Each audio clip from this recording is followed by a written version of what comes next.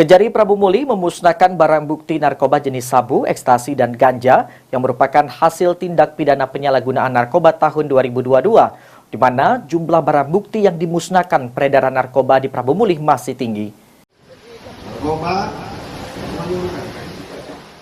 Barang bukti 134 paket sabu dengan berat 84 gram lebih, lalu 1 kg ganja G dan 50 butir ekstasi yang telah memiliki kekuatan hukum tetap dimusnahkan oleh Kejari Prabu Muli dengan cara diblender menggunakan air sabun dan dibakar khusus ganja.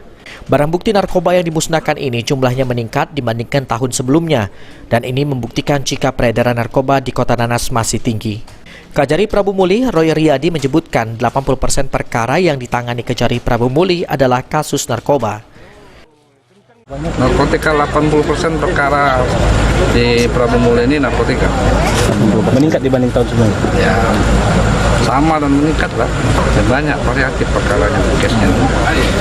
Pasti yang jadi korbannya ya masyarakat Prabu Muli. Kalau dari data banyak bandar atau sekedar banyak pemakai. Beli penyalahgunaan. Sementara itu, orang nomor 1 di Kota Nanas, Ridho Yahya, menyampaikan tingginya tingkat peredaran narkoba disebabkan oleh beberapa faktor. Salah satunya karena Prabu Muli merupakan kota perlintasan.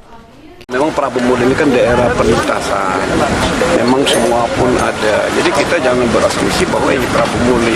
Kadang-kadang orang dari luar, tapi dia bertransaksinya di Prabu Muli. Nah, sehingga karena sini menjadi tempat transaksi, ini kan kota perlintasan.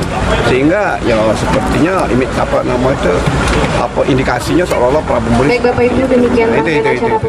Berdasarkan data Kejari Prabu Muli, pemakai obat terlarang masih mendominasi dalam keterlibatan perkara narkoba dibandingkan bandar ataupun pemasok, di mana Roy Riyadi mengatakan pemakai narkoba jenis sabu, ekstasi, dan ganja tidak mengenal umur, di mana penggunanya ada yang berumur di atas 50 tahun bahkan pelajar.